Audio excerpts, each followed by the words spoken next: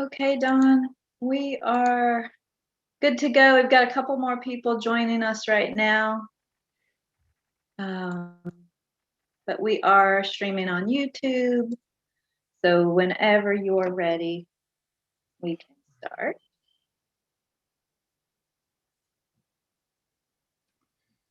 So let me turn this phone off so that it doesn't distract me. Let's so hello, and let's start out by doing the prayers. Okay. Uh, but, maybe take um, again. I always have to remind myself to just pause a minute because otherwise, you know, I think many of us don't like ritual anyway. And we see prayers as being part of ritual, and therefore, not we have some kind of resistance toward it. But we understand why we're doing it and the benefits of it.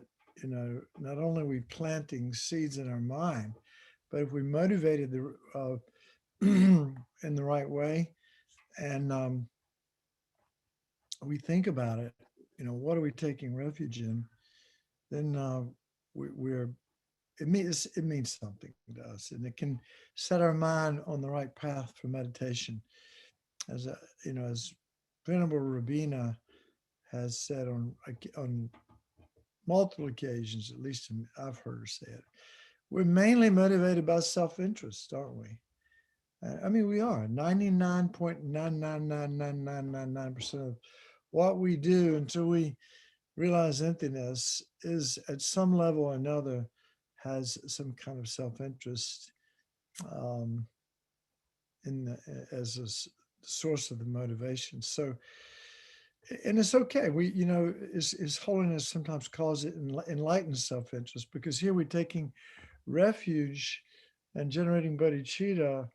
We're taking refuge out of fear or dread of the consequences of our crazy mind being unleashed for the rest of our lives and countless future lifetimes and all the carnage that it'll create. So we don't want that. So we dread that. We don't want that. And we have confidence that the Buddha Dharma and Sangha can actually guide us. And then, of course, bodhicitta is this, really based on compassion, a sense of universal compassion for all living beings, and is based on sincere, um, loving love and kindness, sincere, um, a sincere sense of connection and love um, toward these other beings. Uh, that's the only way we could ever really develop true compassion. We can't. We're not going to develop it for people we dislike. So here we are. First two, again, the first two lines are, um, talking about, distinguishing us from non-Buddhists as Buddhists. And the second two lines are really distinguishing our motivation for the practice. So I go for refuge until I'm enlightened to the Buddha, the Dharma, and Supreme Assembly. By the merits I create through listening to the Dharma, may I become a Buddha to benefit all sentient beings. I go for refuge until I'm enlightened to the Buddha, the Dharma, and the Supreme Assembly. By the merits I create through listening to the Dharma, may I become a Buddha to benefit all sentient beings. May all sentient beings have happiness and the causes of happiness.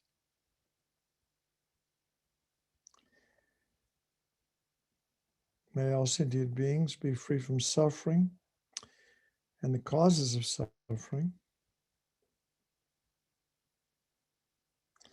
May all sentient beings be inseparable from the happiness that is free from suffering. And may all sentient beings abide in equanimity, free from attachment for friends and hatred for enemies. And you might add indifference towards strangers.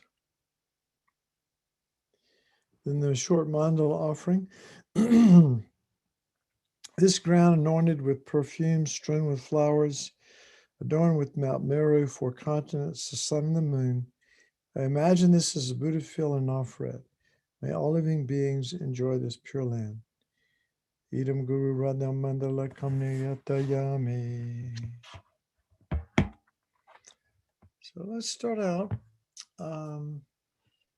Doing taking a couple of deep cleansing breaths, and settle in to your chair or your cushion or wherever you're,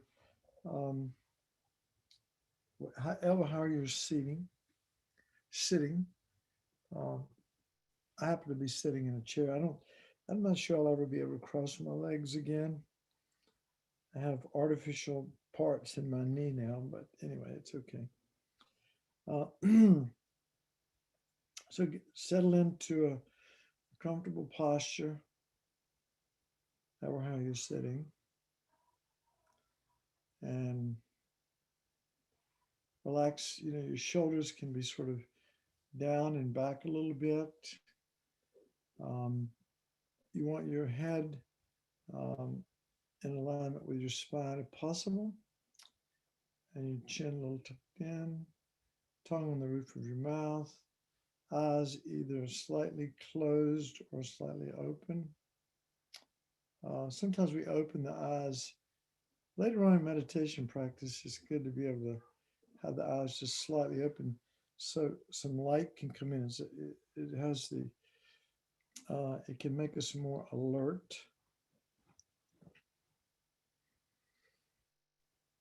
And then just notice that you're sitting.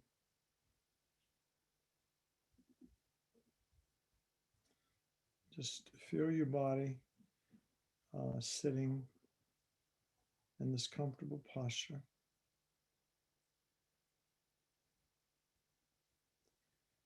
We'll start out by just watching the breath, and there are many ways to do that. You can just say, just go out and in, out and in, out and in, out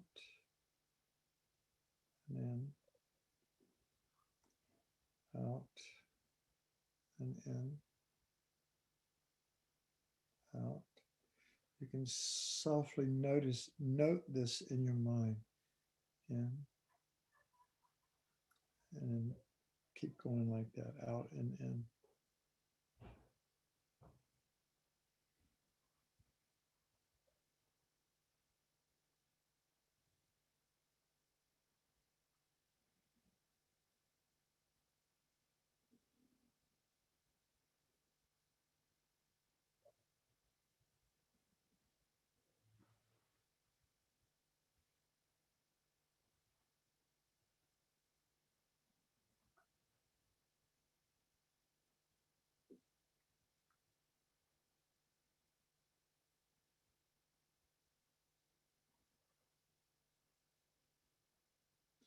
Each time your mind is distracted, bring it back to the experience of breathing out and in.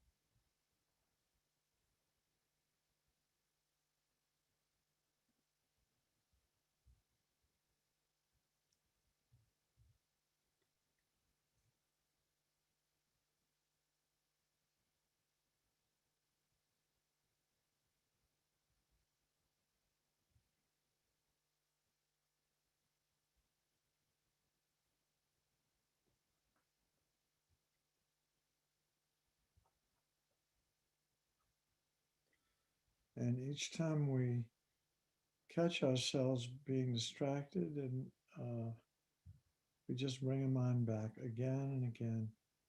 That is the practice. That is the practice of paying attention, being aware, being mindful of the content of our experience.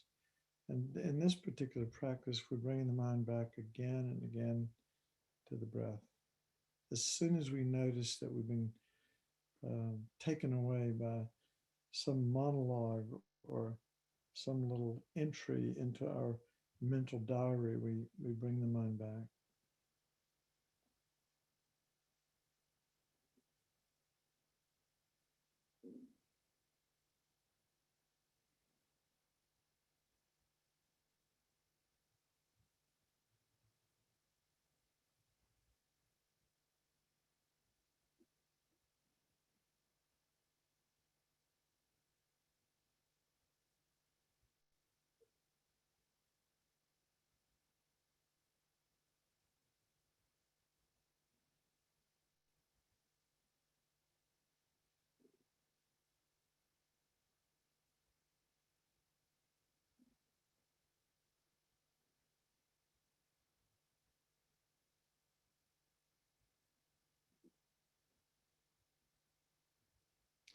Now we're going to shift gears a little bit and continue to be mindful of the breath, but allow whatever arises in the mind to arise,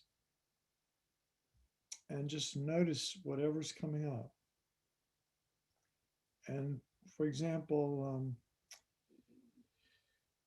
if some strong emotion arises, or even if it's just a thought um, or feeling, we can just mentally, just very softly note that. For example, if we're thinking mentally, with a very soft note, go thinking, thinking, thinking, thinking. We do that and see what happens. See what happens to the thoughts.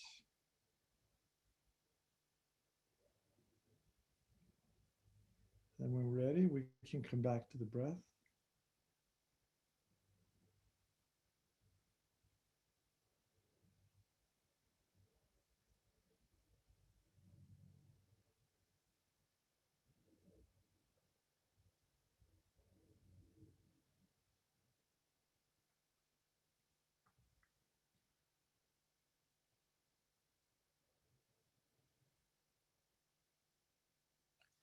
If of emotion, some strong emotion like anger or lust or fear, um, something like that arises in the mind, that's also can become the object of our awareness without getting involved in it, and without becoming completely consumed by it. We just gently note, for example, lust or desire,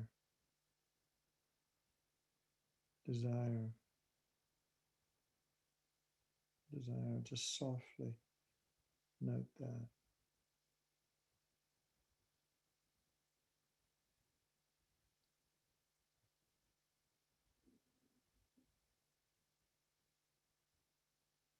Or maybe it's fear.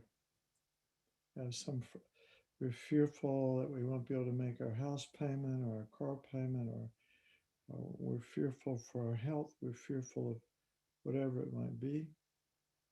Again, we can mentally note that very softly. Fear. Again, notice what happens as we simply note whatever it is that we're experiencing.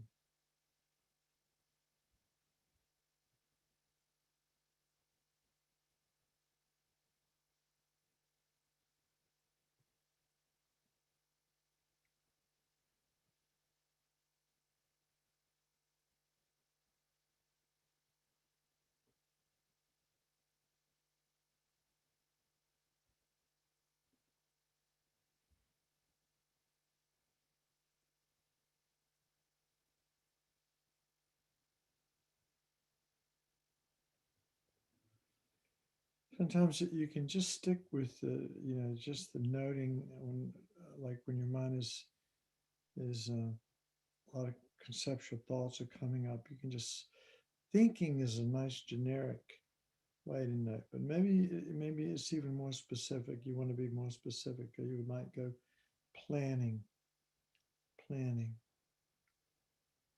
Very soft mental note, planning, planning.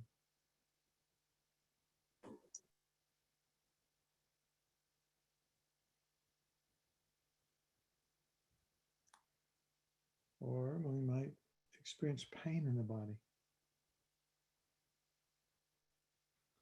Could be in your knees right now, your neck, your back, wherever that is.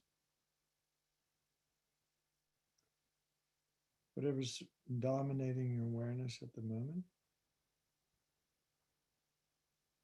And just without pushing the experience away, open to it, and simply note what you're experiencing, like knee pain or back pain or neck pain, pain,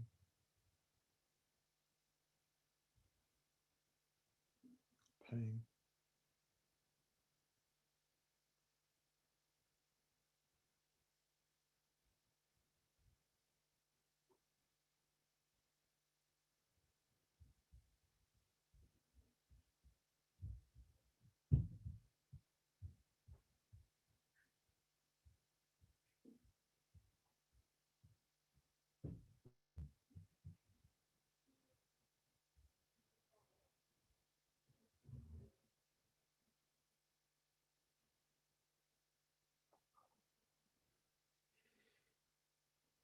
If you're drowsy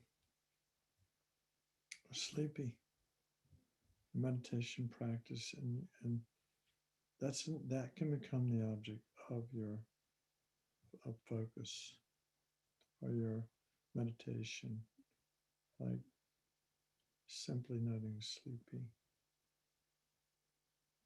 sleepy. And you experience in your body and your mind what that feels like as you note it, sleepy,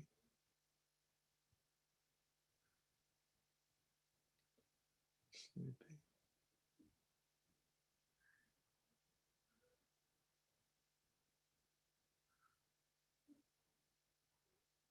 Or bored.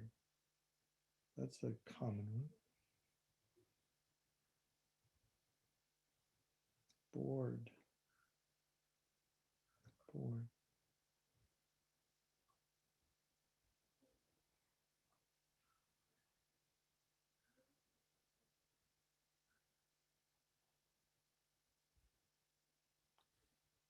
And now bring your attention to the sounds in the room.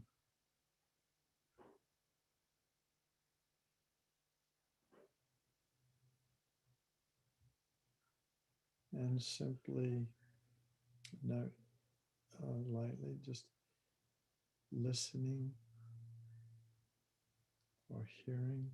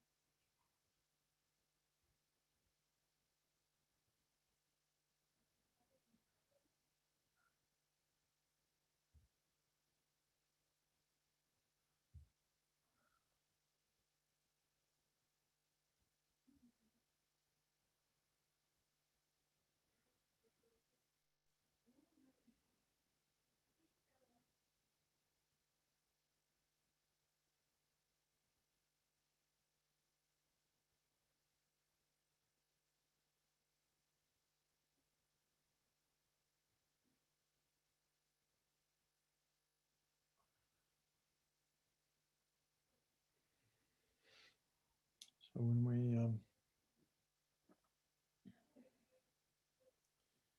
one thing is pretty obvious is that the mind is always in the body, of course, but the mind is what we're using as our point of focus, is always in a state of change, moment to moment.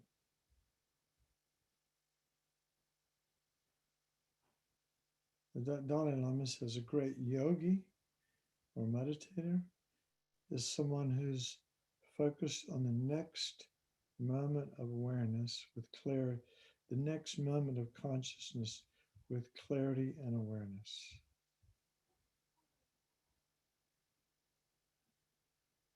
A great yogi is someone who's focused on the next moment of consciousness with clarity and awareness. You can't focus on this moment because it's already gone, isn't it? So it's the next moment, completely open to this, the flow of the mind, the impermanence of the subtle impermanence of our consciousness from moment to moment.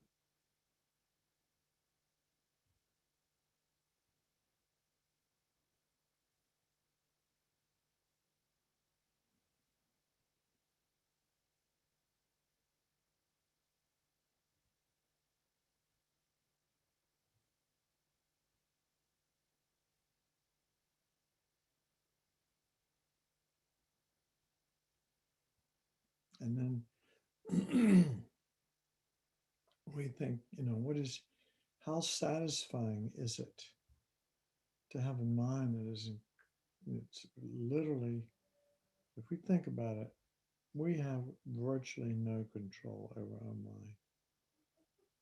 Particularly when we sit in meditation and we can't even count to 10, it becomes vividly clear that we might want to think and sometimes we do, but majority of the time we don't. And is that satisfying? Does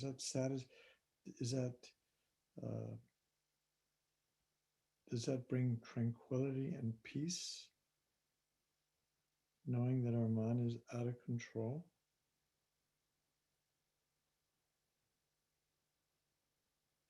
Clinging to everything that's delicious, our addiction to deliciousness,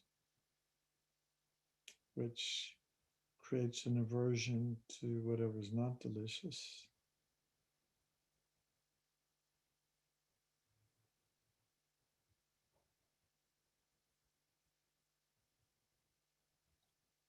And then in the middle of all of this constant state of flux of mind, where is the I, the self?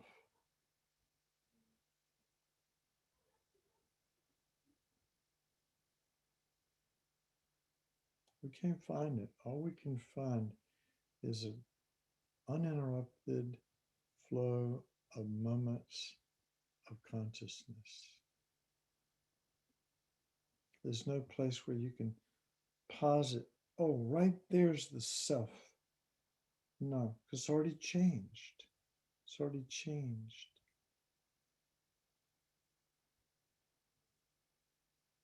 There is no self when we start to look at the flux of our momentary changes of body and mind. There is no self that we can identify in that moment. It's already changed.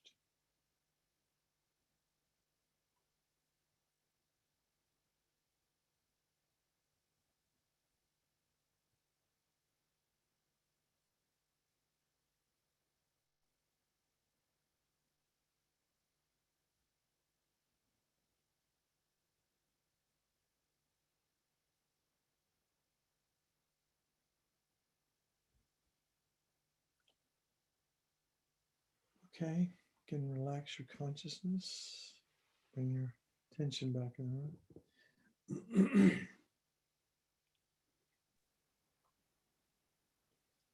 Any questions about any? Don, we didn't have questions that I see, but there was some of us were having a hard time hearing you. So it may be that perhaps you need to be closer to your computer. I'm not really sure. Okay. I have a question. If no one else does, they can go first. You're good, Julie. Go ahead. Okay. So my question is,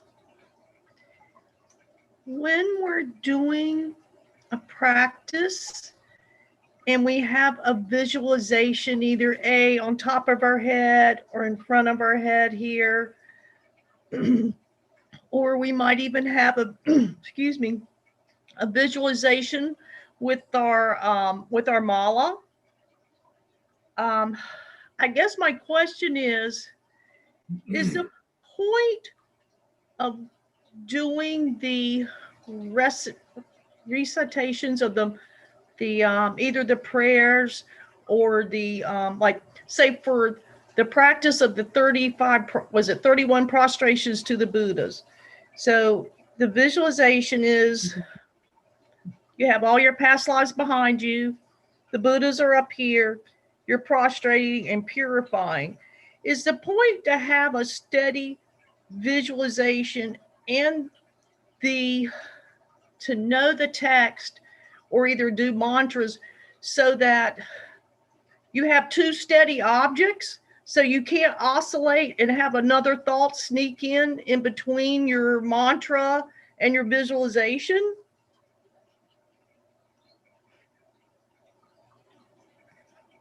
The question was,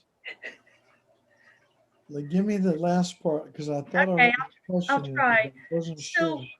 if you've got a real steady visualization and you're doing mantras like Om Mani Padme Hum, Om Mani Padme Hum, And you're visualizing Chinrezig in front of you. right? Open arm Chinrezig. So is the reason you have a steady meditation and the mantras at the same time is to keep yourself from having, sometimes when even if I'm doing mantras, if I don't have a steady visualization, other thoughts will sneak in because there's so many thoughts in a moment. So I guess my question is, if you have a good visualization and you are focused on your mantras, is that to keep you from oscillating or these thoughts from getting in there in between, or you're being distracted and letting that thought in? Yeah. It might not be a question, I'm not sure. Well, I mean, that's a good point. For example, So Don, it's still difficult to hear you, and I'm not sure why. So we were able to hear Julie quite easily. Can you hear me now? Yeah, that's better. Maybe I just need to speak up. Hang on a minute. Anyway, I've got it unmuted. Yeah. All right. Well, I'll just get up here close. I need a microphone, I guess. Right. Uh-oh, my light just went out. Anyway, now it's really getting good. I lost everything.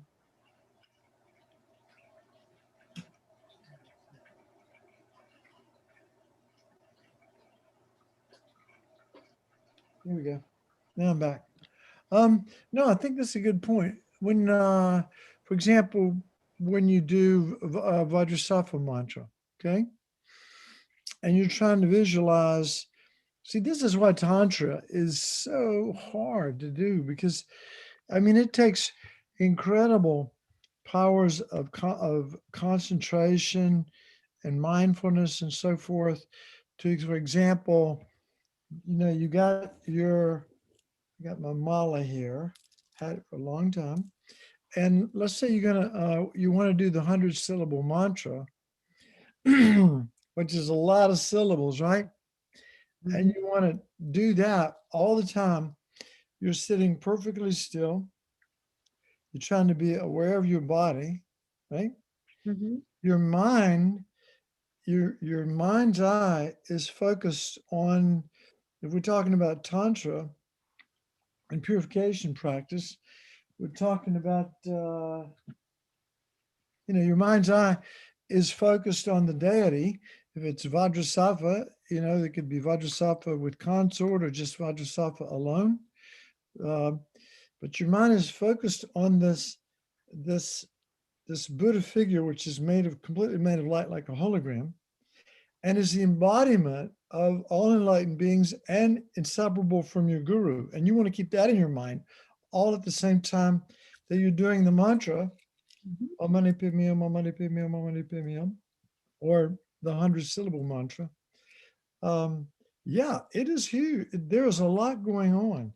And it takes, that's why we start out with, with the first level of Tantra is Kriya Tantra, where we just use either usually a visualized image in front of us, just one image like Chenrezig, either four-arm or thousand-arm, or Green Tara, or Manjushri, or Vajrapani, whatever one we choose.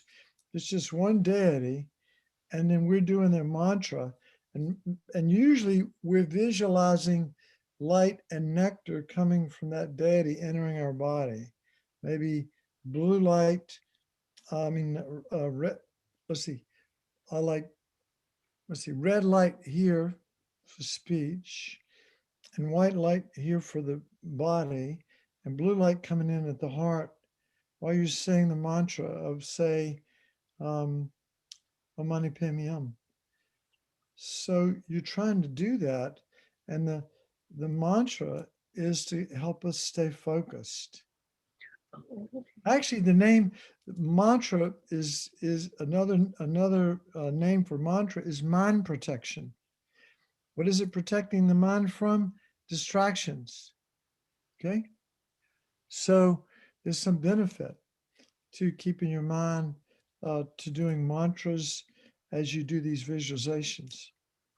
But yeah, sure. The idea is not to let thoughts interrupt, but of course they do.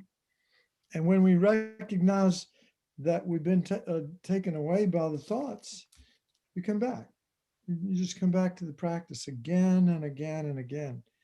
And that's kind of the, I don't know if anybody here we did a, I don't know, maybe 3 or 4 years ago at the Catholic monastery in Durham, we did a retreat on Vadrasapa using the 100-syllable mantra. And probably maybe 25 people there. And it's pretty hard to do. It's really hard to do, to keep your body still. So you're mindful of your body. You're mindful of what is in your mind's eye. You're also mindful of the fact that you're purifying your body, speech, and mind. And you're mindful of your speech. So you're trying to be mindful of 3 things at one time. That is really hard to do. So again, that's why Tantra takes kind of a heroic effort. It's not simple. It's not like just watching the breath. That's even that is hard enough. But Tantra, when it's done properly, takes a huge amount of effort over time, really. Because usually people do tantric retreats, either a week or 2 weeks or 3 weeks or 6 weeks or 3 months, whatever the practice might be. So anyway, that answer your question?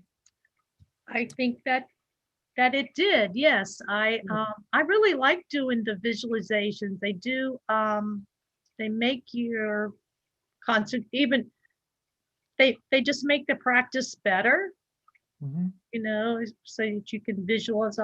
I like the 31 prostrations. I like the Vadrasapa. I've never been to a retreat, but I do have the little purification book, so I can do the visualization. And I think Himit taught me the visualization in a class, so I have him to thank for that. Okay. Good. Yeah. I was going to say too that, well, for example, we've been focusing on the breath. We've used different objects of focus, but we haven't used really any Buddha figures. For example, there's one text, Tibetan text, on how to develop, calm abiding, and the object that you use is a Buddha about, I don't know, maybe the size of your thumb, or it's small anyway. It's a body's, it's about 6 feet in front at the level of your forehead, completely made of light. And your job is to focus all of your energy. And you want to have a clear as clear possible visualization of this enlightened being. And you also feel an enlightened presence, that it's not just some game we're playing, but there's an enlightened presence in that figure that we're seeing. And golden robes, smiling at us with a compassionate gaze, but very small and very bright. That keeps our mind alert. And we try to focus on that image of the Buddha. And you can try it right now for just a couple of minutes. Just right, body's length in front, about the size of your thumb, a Buddha. And just, make the commitment to not let your mind wander at all for a second. You don't have to say any mantras. You just focus on that.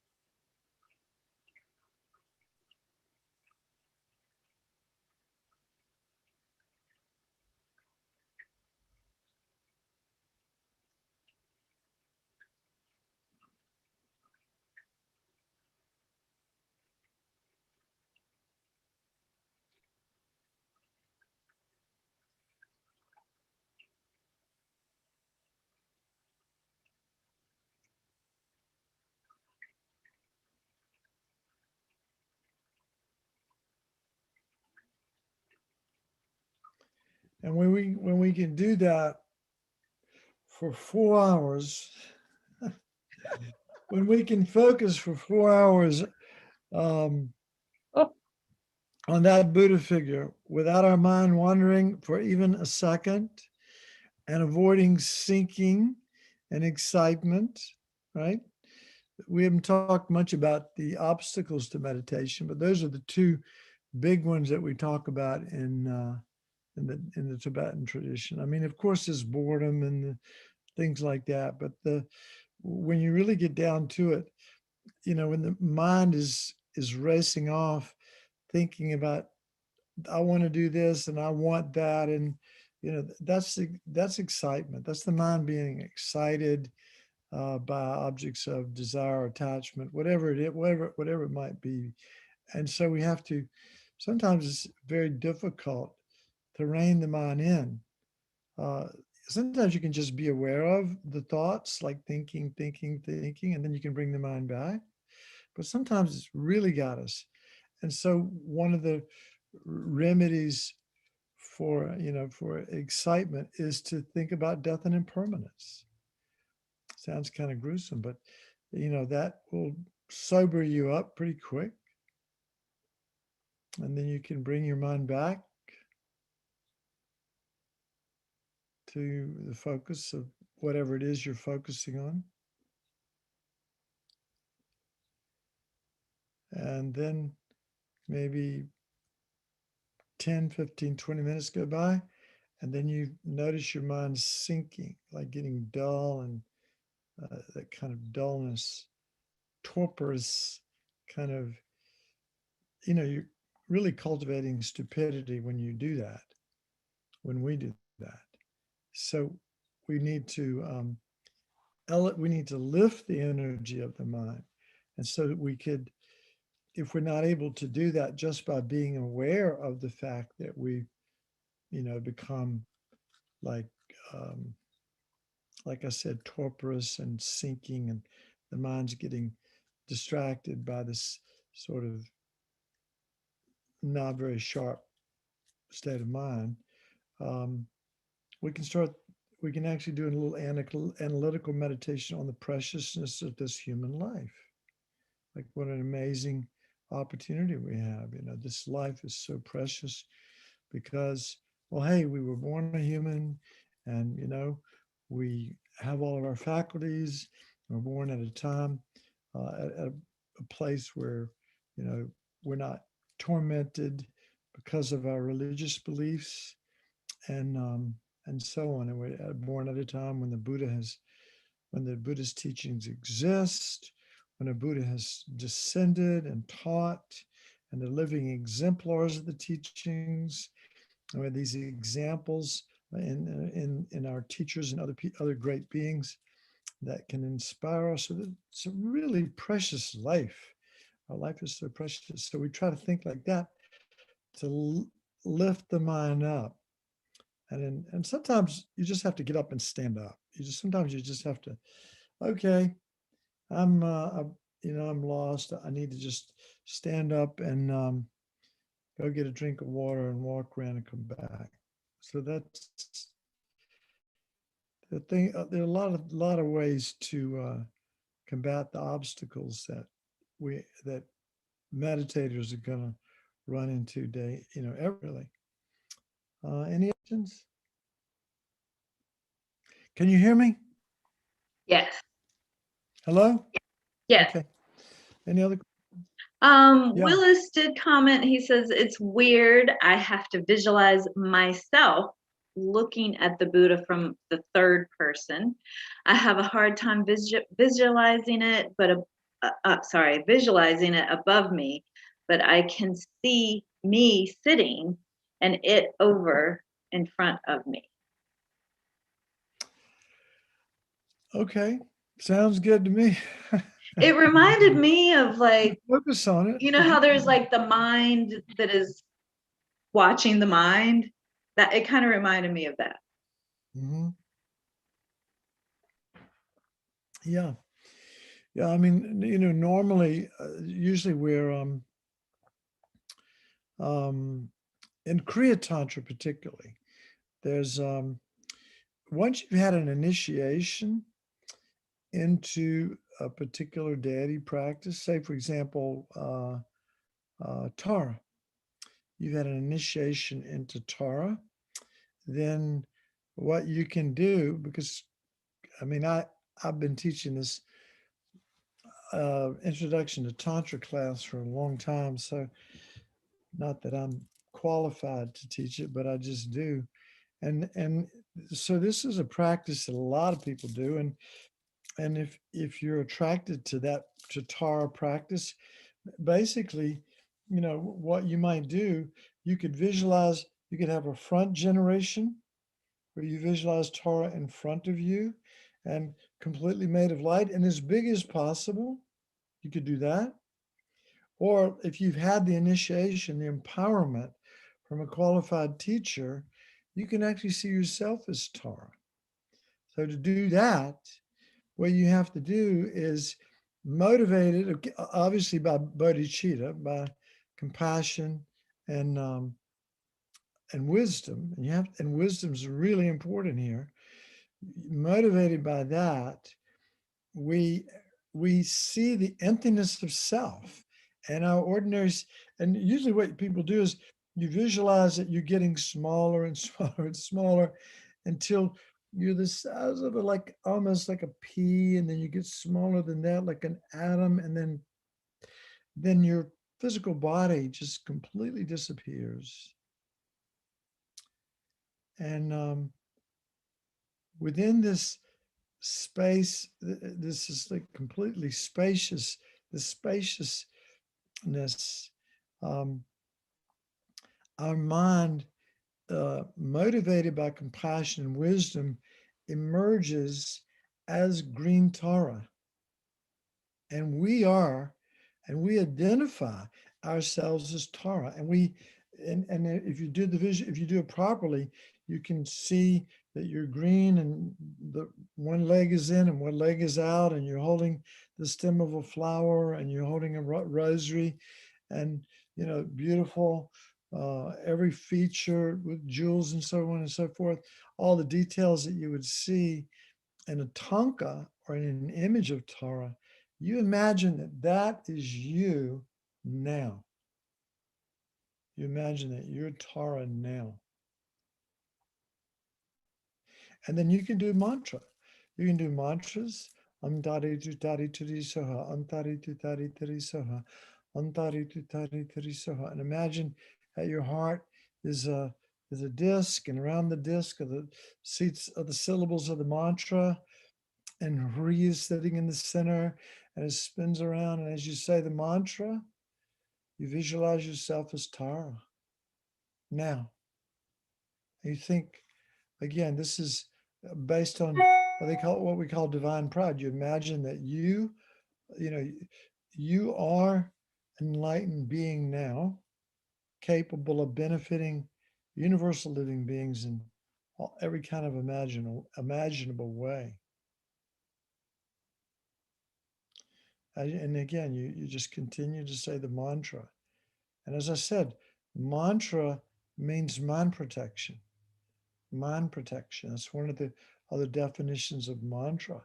So as you're saying the mantra, you're protecting your mind from distractions. You're protecting your mind from negativities. So that's another way. We haven't done any mantra practice. We're going to do some. We were going to do some tonight, just really briefly toward the end, do some purification practice. But yeah, this it takes a lot of concentration to keep all of that going on, not just the visualization, but what it means, what it symbolizes.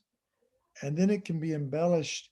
The visualization can be like even enhanced even more by imagining that from your heart, like countless green taras go out in every direction. And they, and they benefit sentient beings. They teach them the path to enlightenment. They guide them from whatever state of confusion they are all the way up to supreme happiness. And then these taras come back and absorb to your heart. And then you send out more taras and you bring them back. I mean, all of this can be done with awareness and with concentration. But as you can see, it takes a lot of effort. Not easy.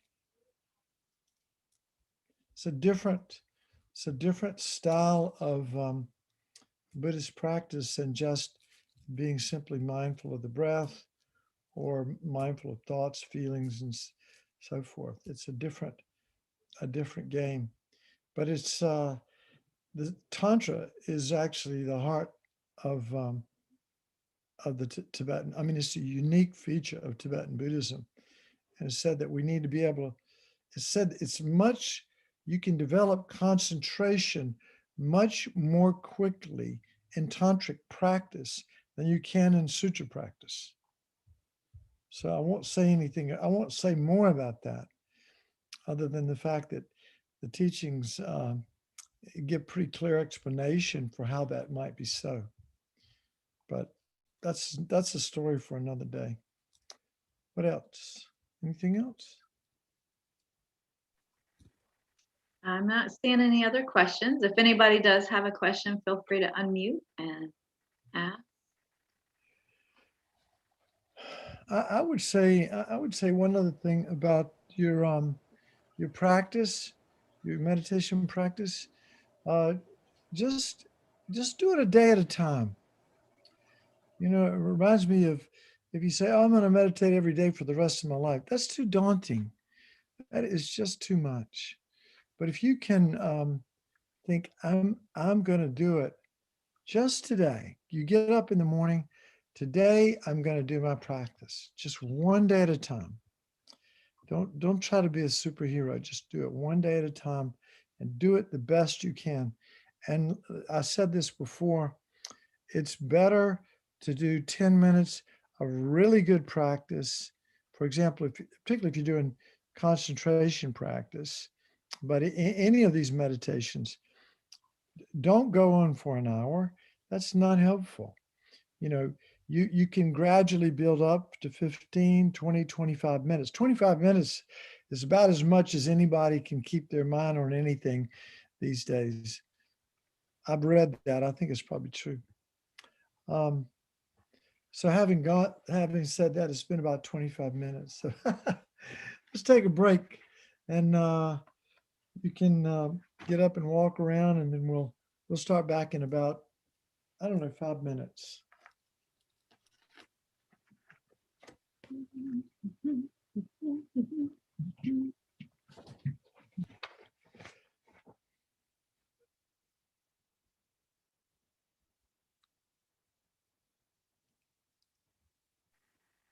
Don, Yeah. sorry, it's Linda. If you do want me to pull up the Vajrasattva 100-syllable mantra, I have it ready if that's something you want to do this evening. Do you have that little booklet that Lama Zopa did, that Lama Yeshe Wisdom Archives? I have it, but not with me right this moment. I would have to go search it out in a bookshelf. I'm wondering if it's online though. Oh yeah, I think it is. Because that might be good. Mhm. I mean, I've got my little book here, you know, Mhm. but I mean, not everybody can see this. They don't necessarily have to, but Yeah, the one that I have, I'll show you real quick. It's from the FPMT website. This one. okay. Then go down below. Is there a shorter mantra? No. Okay.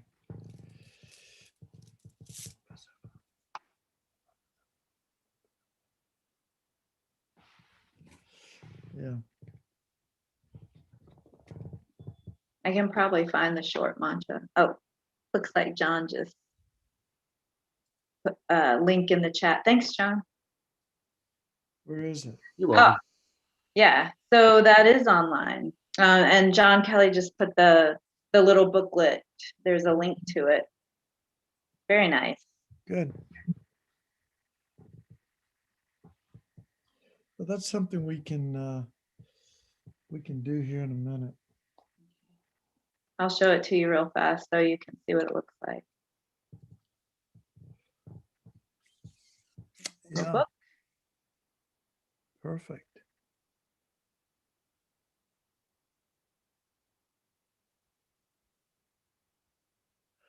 I'm wondering if I could make it bigger.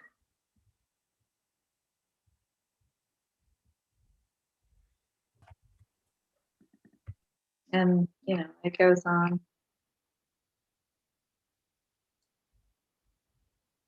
Yeah, that's really nice. It's a lot of information. Can you make it bigger on the screen? All right, that's good. I wish my screen was bigger though. I don't know, like top to bottom. I don't know how to make it bigger. You know, like how normally you can just click something and it gets bigger.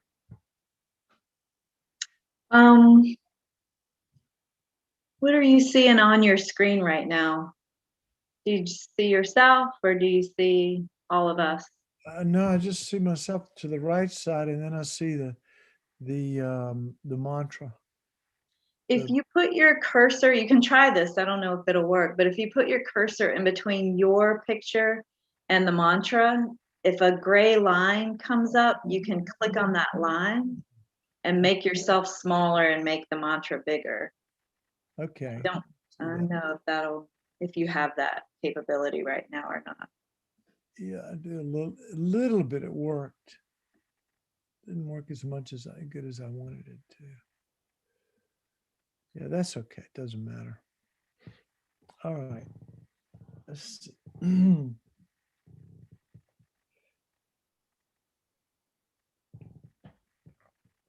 you want me to stop? Do you want me to keep sharing this or go ahead and stop sharing it now for now? You can take it down now for the moment.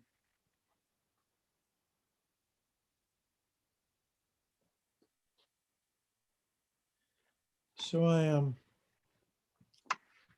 asked people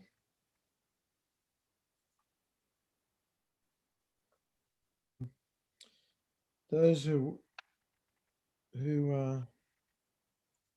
were willing to. This was not the funnest week of meditations, you know, in terms of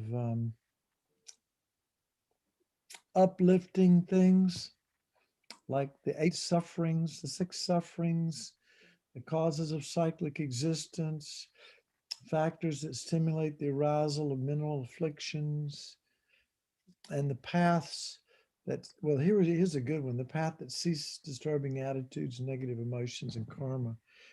So let me ask some people here now. What are the benefits of meditating on dukkha, or what we talked about? I mean, we talked about the First Noble Truth, which is basically what these meditations have been about. The 8 sufferings of human beings, the 6 sufferings of cyclic existence, the causes of cyclic existence, and so on. What are your thoughts about that?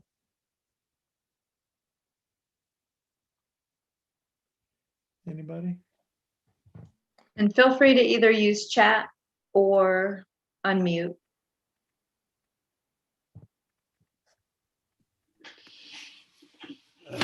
Hey, Don. Buddhism gets a bad rap, by the way, for being negative because of these kinds of teachings. Don, I've always viewed it as setting your own expectations, setting the expectation that your life will be filled with ups and downs, that it will be filled with suffering, and that it's okay to suffer and to have a bad time, and we should expect that we run into hurdles big and small, and that not that we should desire to never have those hurdles, but we should desire to have the ability to gracefully overcome them. Yeah. That's my view. I like one thing you said that really makes all of it made sense, but that thing of expecting suffering, like it is what it is. We are caught in samsara, right? We're caught in this, what Buddhism calls the cycle of uncontrolled causation. That's kind of one professor, Jeffrey Hopkins, used to call it that. But it's, you know, that the circle of life where you're starts with ignorance and, you know, blah, blah, blah, blah, blah. And then there's all the way to sickness and old age and death. It always starts with ignorance. Ignorance is what keeps us caught in this process of uncontrolled causation. And so to realize that when we're having a bad time, that there's nothing, in a sense, yeah, something's wrong because we're not having a good time, but there's nothing wrong. This is what we should expect in this world where we don't have a mind that we have control over. Now, here's the other part of it that's interesting, is that we're also identifying that which we can get beyond. So understanding suffering, it's not meant to bring us down and make us sad and feel, you know, yeah, to bring us down. It's actually it actually should in some ways inspire us, because we're seeing the nature of cyclic existence, and we're also identifying that which we can get beyond. What does nirvana mean? It means the complete cessation of suffering. Nirvana. What causes, what is, what's the key to nirvana? Wisdom. That's how we get out of it. Suffering is develop wisdom. So it's kind of, it's sort of great in a way to recognize these things. What are some of the other advantages of recognizing suffering?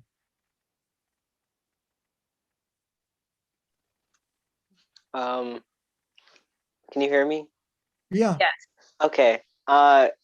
So this is not as much that, more so going off of what you were saying previously and what I think John was saying, I'm pretty sure. But I think it's really interesting that a lot of people see suffering as such a bad thing, because I feel like it's something that we should definitely embrace more. And the more that we embrace it, I think we'll be able to overcome it easier. It's not, like you said, such a bad thing. Well, let's look at the benefits of suffering. Okay. When we suffer, what's in the moment we're suffering, what's actually happening? Why are we suffering? Because of Karma.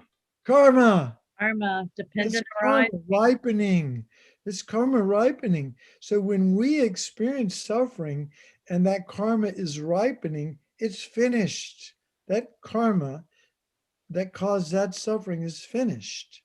Now, if we react in a really negative way, well, we just create a whole nother round.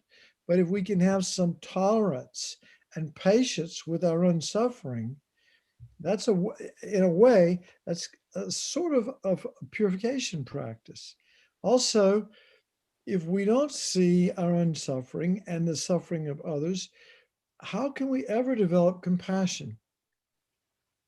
Compassion is the wish that beings be free of suffering and its causes. So we have to do it as Buddhist practitioners. We need to take a really good hard look at suffering and the depth of suffering that we and others are experiencing, and then wish, really sincerely wish, that may I be free of suffering and its causes. May I be free of suffering and its causes. That's renunciation, the determination to be free. It's also based on some recognition that it is possible to be free of suffering and its causes. Otherwise, why would you even say it? Well, you could wish it, but I mean, may I be free of suffering and its causes implies that you sort of believe it's possible. So we call that, in some ways, we call that having compassion for yourself or renunciation. And then seeing other people's suffering, the depth of suffering of not, seeing the depth of other beings, not just human beings, but other beings as well, the kind of sufferings that they're going through. May they be free of suffering and its causes. And sincerely believe that in our heart, have that come from our heart. Now, getting back to this whole thing about compassion, again, you have to start out with a mind of equanimity, don't you? You can't be like, may my friends and my family be free of suffering and this causes, but may all my enemies and everybody that annoys me, when they suffer, I'm happy. Whoopie-doo. It's like that doesn't work. We have to develop this mind of this equanimous mind, is equal regard for those that we're attached to those that we feel indifference toward, and those we feel aversion toward. We need to, these are all concepts that we have conjured up based on how these beings have treated me or I. And what we need to do is realize that they're all changeable, that they're not fixed, and develop an equanimous mind, realizing that everybody wants to be happy, nobody wants to suffer. We're all just like that.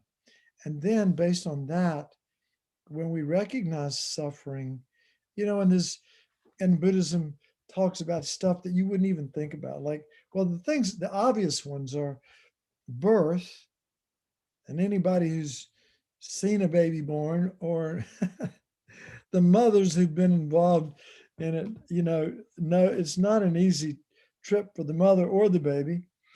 Birth, and then as we get older, we're all going to get sick. It's inevitable. I always am amazed at people who tell me, "Oh, I never get sick." I'm going, just wait. Your time is coming. Then there's sickness. Then, if you're lucky enough, you get to age.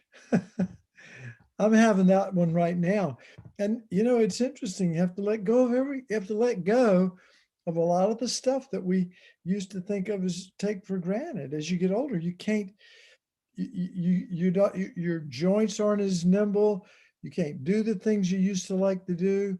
There's a whole process of letting go, and aging. And we don't want to do that. We don't want to let go of our youthful look, the pleasures that we had in our youth, blah, blah, blah, blah, blah. We don't want to let go, but there is the suffering of aging and then death.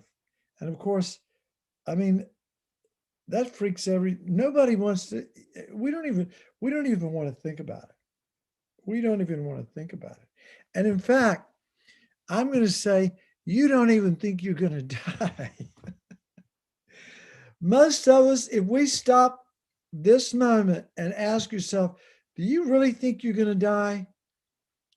If you look deep, deep, deep, deep down inside, that self-cherishing, egocentric sense of I feels like it's permanent. It will not die. There's a part of us that feels like it could never die. It's immutable. It's never going to die. But of course, when we think about it, yeah, nobody lives forever. Everybody dies. So there's birth, sickness, old age, and death. Meeting leads to parting, doesn't it? Always. High position leads to low position. All composite things must separate into their parts, and on and on. We have to be born again and again and again and again in cyclic existence, taking countless different forms, but each time being born, getting sick, getting old, and dying, going through that process. Then we have to die again and again, taking a body and then having to give it up every lifetime. I remember Jeffrey Hopkins, he said, look at Mount Everest. Just think of all your former corpses, just the skeletons. Forget about the meat, but just the skeletons. It would, a mountain made out of your skeletons would dwarf Mount Everest. That's how many times we've had to die. We've been through this whole countless cycle of birth and sickness and death and old age so many times. And we have to, so the point of this is for us to recognize the human condition in samsara, but also to have some determination to be free. If you're in jail and you think you're in paradise, do you want to get out? Heck no. If you think jail is paradise, you have no desire at all to leave. But when you realize that jail is jail and that you are trapped in a hopeless situation, really, but you can be free. You can be free. So that's the whole point. I love, meditating on suffering does it get, so the many benefits, right? There's the benefit of helping us develop compassion, not only for ourselves, but for other people.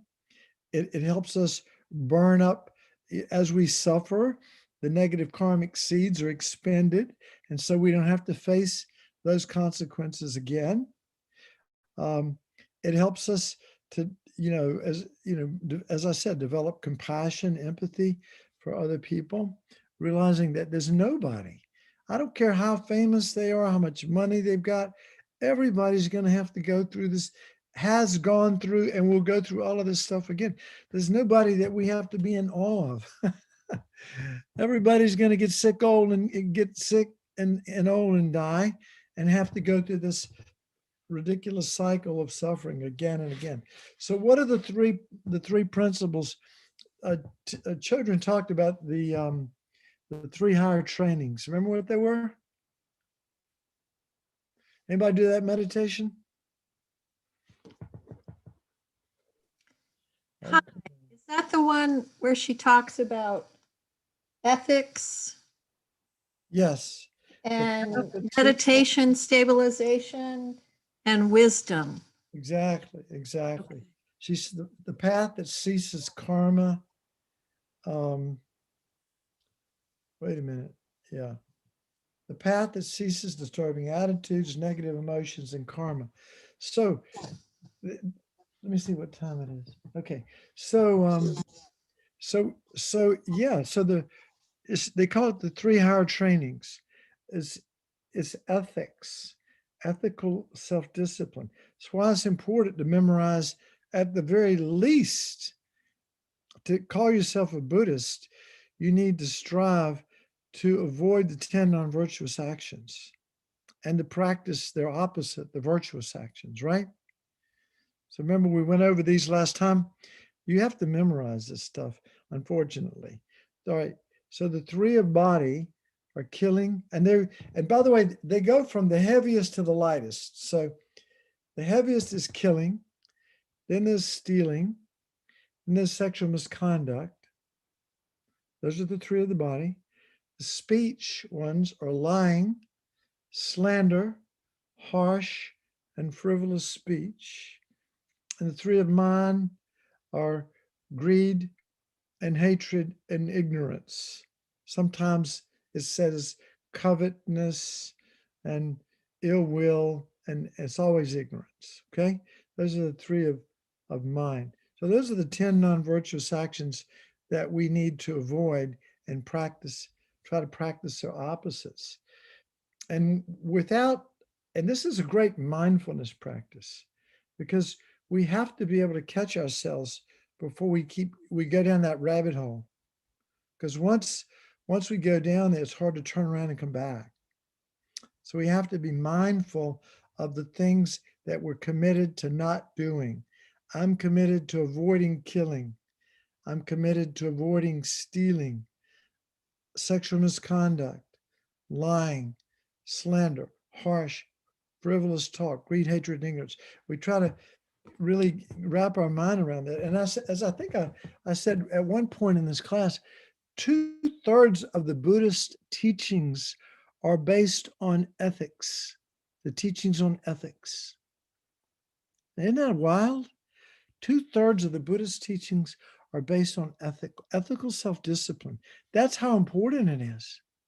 Because without that, our mind is always going to be full of regret, and our meditation practice will never have any power, never have any power. So we have to be able to rein in the actions of our body and our speech, at least that much. The mind is going to take a while. But as Venerable Robina says, keep your mouth shut and your hands to yourself. So that's how we rein in the body and the speech. But the mind, not having greed, hatred, and ignorance, that's not easy. That's going to take a little bit of time. So, but that's really the ethical self-discipline is is the very basis of the very beginning of the spiritual practice, because you can't make any progress. By the way, how do we define, in some ways, well, I think I said this last time, how do you define virtue? Anybody remember what we said?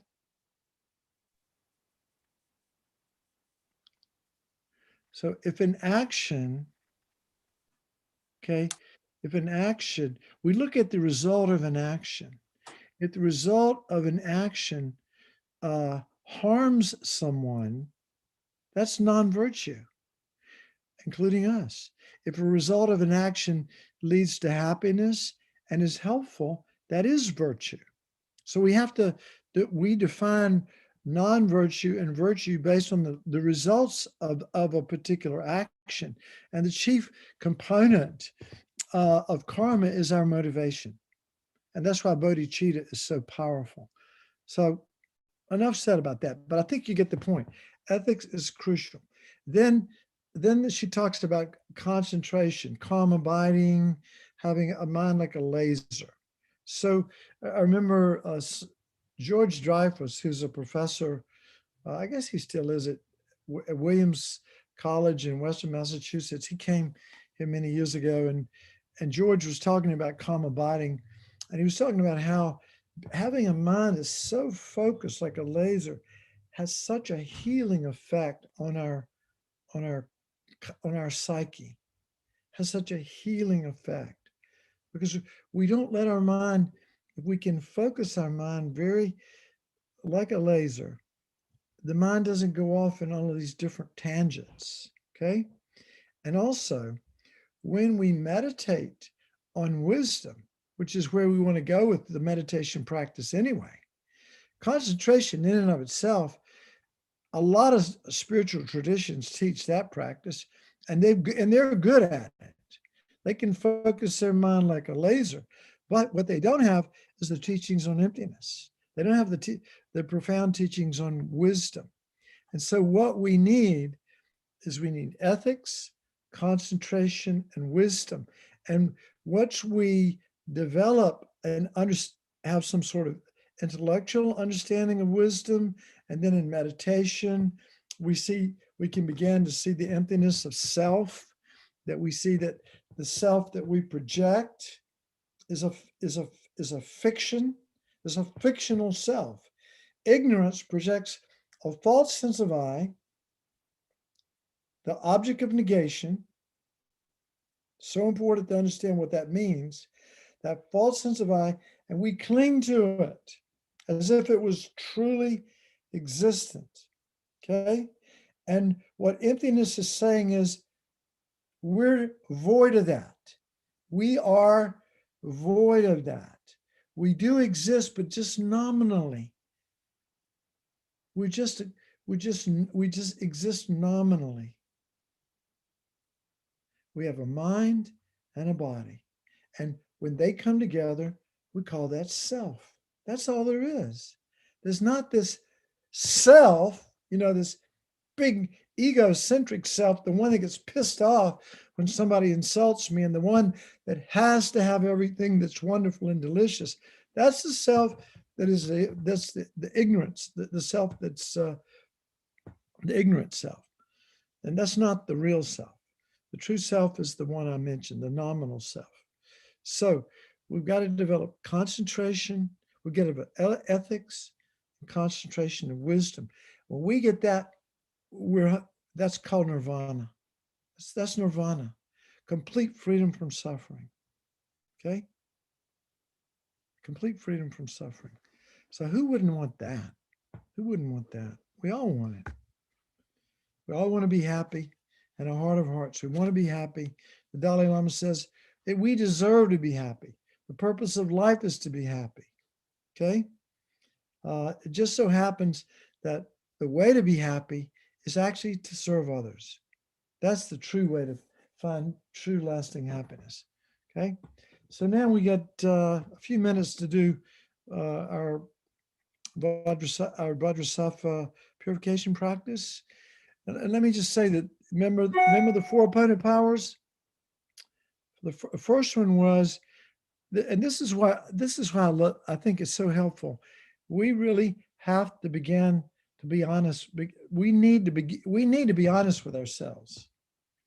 When we've done something that is harmful, we need to come to grips with it. We don't need to make excuses for ourselves. We need to acknowledge it. So the first step in the 4 opponent powers is regret. And you have to be aware of what you've done. And like I said, we've done all the 10 non-virtuous actions billions of times in countless former lifetimes. So if you might go, well, I've never killed anybody, but guess what?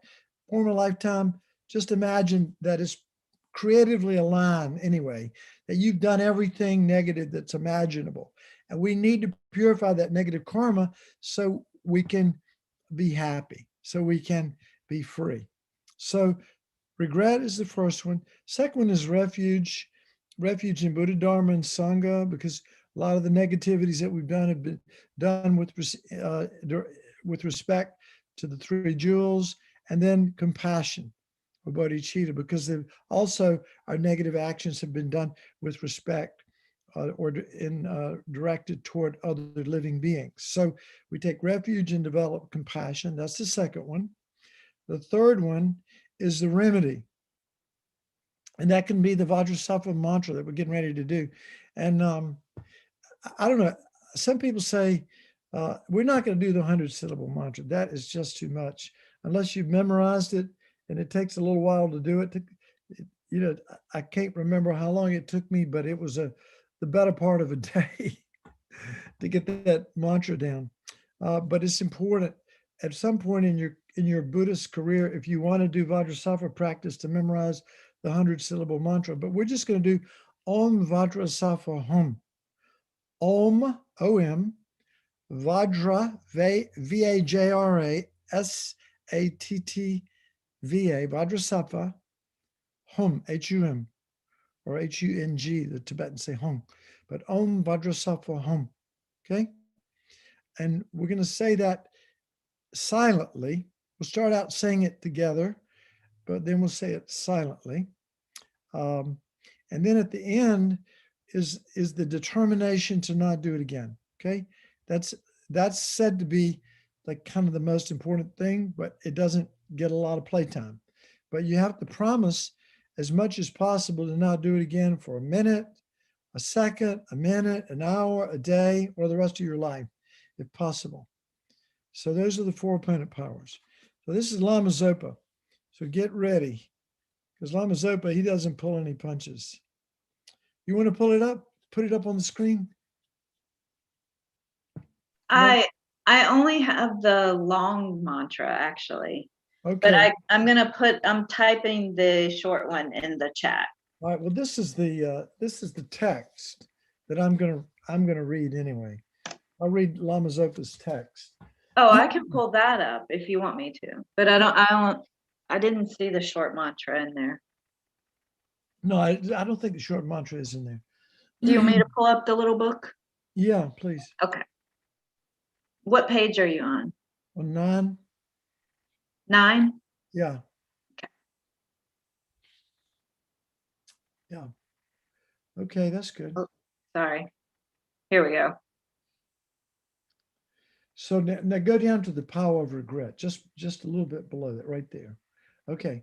So first, you can read this along with me, or just read it silently. But first, recall the definition of negative karma: any action that results in suffering, usually an action motivated by ignorance, attachment, and aversion.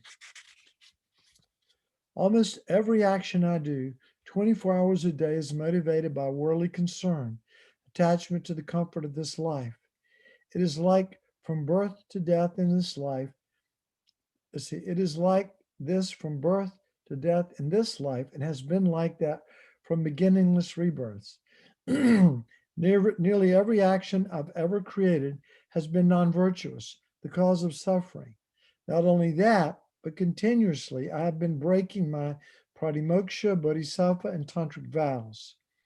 Worst of all, I've created the heaviest of negative karmas in relation to my virtuous friends, getting angry at them, generating wrong views, having non-devotional thoughts towards them, harming their holy bodies and disobeying their advice. Having these negative imprints on my mind, mental continuum is unbearable. It's as if I'd swallowed a lethal poison. I must practice the antidote right away and purify all this negative karma immediately, without a second's delay. In this way, generate strong feelings of urgency and regret. And by the way, remember we talked about how karma is definite, like positive always leads to suffering, negative always leads to, positive always leads to happiness, negative to suffering, but then karma is expandable. So we have to have a sense of urgency that we need to purify. This is why it's so important to do this practice before you go to bed at night anyway, just to clean off your day. So in this way, generate strong feelings of urgency and regret. Then remembering impermanence and death. Many people my age or younger have died. It's a miracle that I'm still alive and have this incredible opportunity to purify my negative karma. Death is certain and its time is most uncertain. If I were to die right now, I would definitely be born in the lower realms. Because I could not practice Dharma there, I would remain in the lower realms for countless eons. Therefore, how unbelievably fortunate I am to be able to purify my negative karma right now without even a second's delay by practicing the Vadrasapa meditation recitation. And the power of dependence, generating bodhicitta. But I'm not practicing this Vajrasattva purification for myself alone. The purpose of my life is to release all hell beings, pretas. These words may not mean anything to you, but these are the 6 realms of samsara. To release all hell beings, pretas, animals, humans, asuras and shuras, and intermediate state beings from all of their suffering and its causes, and lead them to the unsurpassed enlightenment. In order to do this, I must first reach enlightenment myself. Therefore, I must purify all my negative karma immediately by practicing the Vadrasapa meditation recitation. Above the crown of my head, seated upon a lotus and a moon seat, are Vadrasapa father and mother. Now, you don't have the picture of that here, but it's actually a Hasyoga Tantra image of Vajrasattva father and mother, the male and female deity in sexual union. But that symbolizes a union of method and wisdom. It's not, what you think it is. It's much more powerful than that. But Lama Zopa chose that image for this book because Hasyoga Tantra is the most powerful practice to help us purify negative karma. So above the crown of my head, seated upon a lotus and moon seat, of Vadrasapa father and mother. Their bodies are white. Each has one face and 2 arms. He holds a Dorjian bell, and she holds a curved knife and a skull cup. They're embracing each other. The father is adorned with 6 mudras, and the mother with 5. Mudras are, well, I'm not going to go into that. He sits in the Vajra posture, she in the lotus. Vadrasapa is my root guru, the holy mind of all the Buddhas, the Dharmakaya, who out of his unbearable compassion, which embraces me and all other sentient beings, appears in this form to purify me and all others. In this way, your mind is transformed into Guru devotion, the root of all blessings and realizations to the path to enlightenment. On a moon disk at Vadrasapa's heart. So now we imagine that Vadrasapa father and mother, they're sitting on a moon. They're sitting on a lotus, a sun, and a moon disk, right? And they're completely made of light, and they symbolize, and they are. We need to think of them as a living presence. They're actually Buddhas, inseparable from our root guru.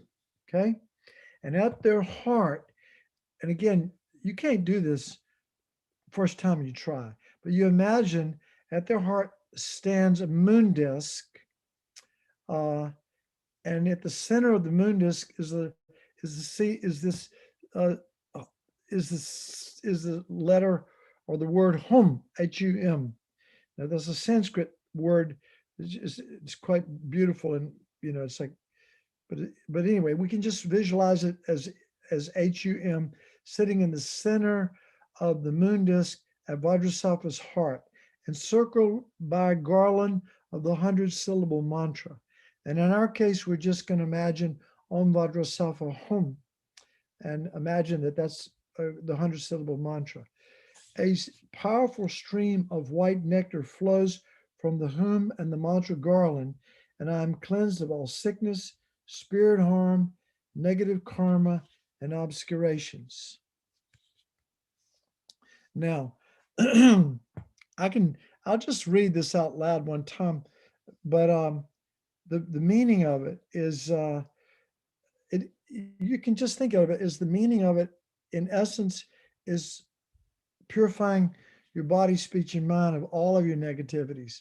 But the way you would say this, and there's a nice tune, which I can never remember, but it's Om Vadrasapa Samaya Manupalaya Vadrasapa Dino Patita Dito Mebawa Sutokayo Mebawa Supukayo Mebawa Adarakta Mebawa Sora Siddhi Me Prayacha Sora Kama Sucha Me Chilam Sriyam Kuruhum Ha Ha Ha Ha Ho Bhagawan Sora Tathagata Vadra Mami Mucha Vadra Bhawa Mahasamaya Safa Ahum Pe.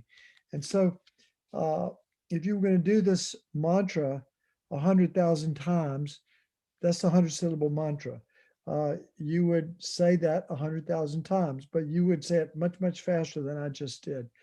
Now, we recite the mantra 7 or 21 times, or as many times as possible, practicing the 3 techniques of downward cleansing, upward cleansing, and instantaneous cleansing. So go a little bit forward, past the right there. Go backward a little bit. Yeah, or right there. Recite the mantra 7 or 21 times, or as many times, practicing the 3 techniques. Downward cleansing, imagining that the nectar, light and nectar coming from Vadrasapa above the crown of our head, is entering the crown of our head and completely purifying our body of all of its diseases and negativities. All the negative karma of body is completely purified, and it goes out through the lower orifices of our body and disappears in space beneath us. So that's purifying the negative karma of body. The upward cleansing is like, it's like our body is like a glass, but at the top are little holes, and the holes are our ears and our eyes and our mouth and our nostrils. And we imagine that our body just fills up with this light and nectar, and all of the negativity of speech rises up on this sort of this nectar. It's on the surface of the nectar, like oil on water, you might say, and it spills out these little holes. And we imagine, as we say the mantra, we're purifying our negative karma of speech. That's the upward cleansing. And the instantaneous cleansing is, we'll say it, we'll do this 7 times with the downward cleansing, 7 times with the upward cleansing, and 7 times with instantaneous cleansing. Instantaneous cleansing, imagining that the light and nectar enters the crown of our head, and the instant it enters our body, completely purifies all the negative karma of our mind.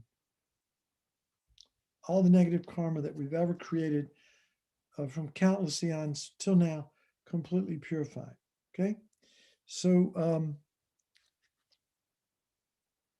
so let's do this together, and I'm gonna do the wait a minute.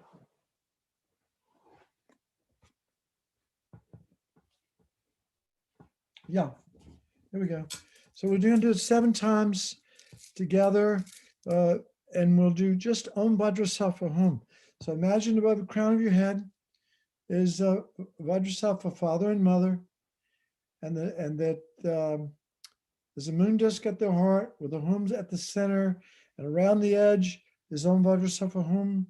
And as we say the mantra, light and nectar come from the hum and the mantra garland down through the body of Vajrasattva, father and mother, entering the crown of our head.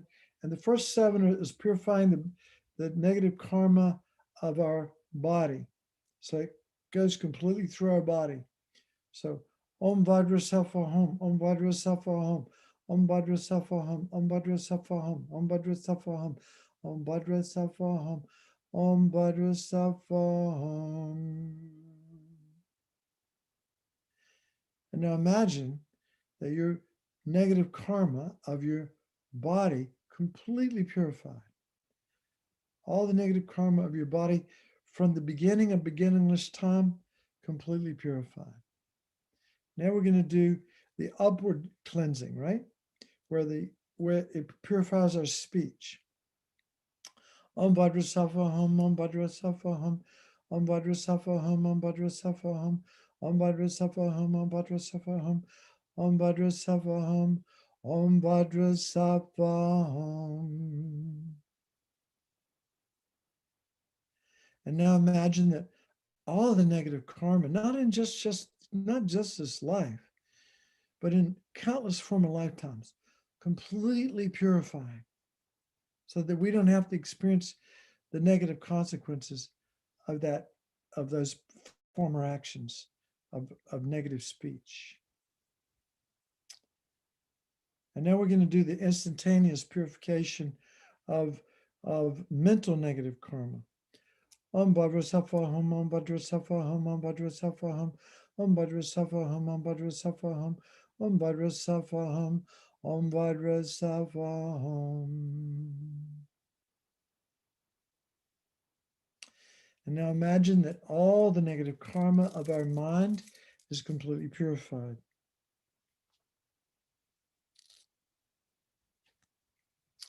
And now you can go, from there go down to where it says generating faith and having been purified. Yeah, right there. From the crown of my head, Guru Vadrasapa says, son of the race, your negativities, obscurations, and broken and damaged pledges have been completely purified. Generate strong faith that they have been completely purified, just as Guru Vadrasapa has said. Now the power of refraining from creating negative karma again. Before Guru Vadrasapa, I vow never again to commit those negative actions from which I can easily abstain, and not to commit them for a day, an hour, or at least a few seconds, those negative actions from which I find it difficult to abstain. Now the absorption. So now Guru Vadrasapa, father and mother, okay? Guru Vadrasapa is extremely pleased with your pledge. Vadrasapa, father and mother, melt into light and dissolve into you, and your body, speech, and mind become inseparably one with Guru Vajrasattva's holy body, speech, and mind.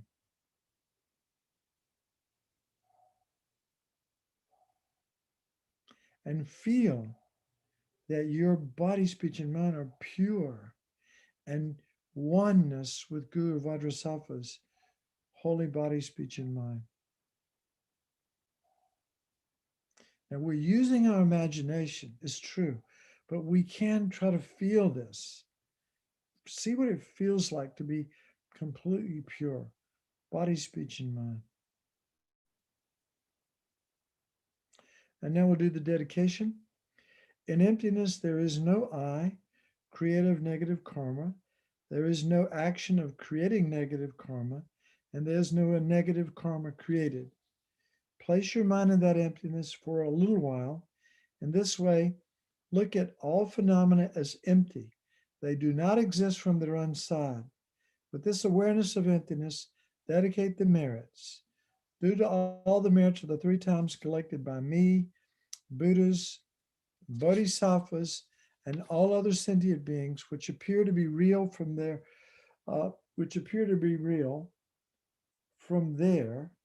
but which are empty, may I, which appears to be real but is empty, achieve Guru Vadrasapa's enlightenment, which appears to be real but is empty, and lead all sentient beings who appear to be real but are totally empty to that enlightenment which appears to be real but is empty, by myself alone, which appears to be real, but is also totally empty, non-existent from there. May the precious bodhicitta, the source of all happiness and success for myself and all other sentient beings, be generated within my mind stream and in the minds of all sentient beings without even a second's delay. And may that which has been generated be increased. May and all other sentient beings have Lama Tsongkhapa as our direct guru in all our lifetimes, never be separated for even a second from the pure path that is greatly praised by the conqueror Buddhas, and actualize the complete path, the three principles and the two higher stages of highest Yoga Tantra, the root of which is Guru devotion, within our minds as quickly as possible. Just as the brave Manjushri and Sumantra Bhadra realize things as they are, I dedicate all these virtues to the best way that I may follow after them. Whatever dedication the 3 times virtuous ones gone to bliss have admired as best, in the same way may I also perfectly dedicate all these roots of virtue so that I may perform good works. Amen. So that's our dedication for tonight. And I lost track of time, so whatever time it just is that time. So thank you for your attention. And this next week is, we have one more week, right? Isn't next Monday the last class? That's correct. Yeah. So your job the next week, got a little work to do here. I thought we were going to have more time. Anyway, you got a little work to do. Do the path of the advanced practitioner. So you might want to do 2 or 3 meditations a day, so that you can get through generating bodhicitta and then the 6 perfections. Okay, there's a lot of juice there, but it's F1 through F9 and then G1 through G9. Now you can pick the ones that resonate with you the most. I'm not going to make a big deal out of it, but if you can get through all of these, and again, you don't have to do them. The class doesn't have to be over for you next Monday. You can continue to do these guided meditations by Tubten children for as long as you find them helpful. So thank you, and yeah, I appreciate your presence and your making this class happen. I always enjoy. I always get more out of the class than I would if I was just sitting on the other side. So very helpful for me that you show up, and have a good week and practice hard, and but just one day at a time. Remember that. All you have to do is just one day at a time. All right. So we're all done. Becky Dawn. Thank you. Thank you. Thank you. Bye-bye. Thank you, Dawn. Have a good one, everyone. You too, bye. Thank you. Thanks, everyone. Bye.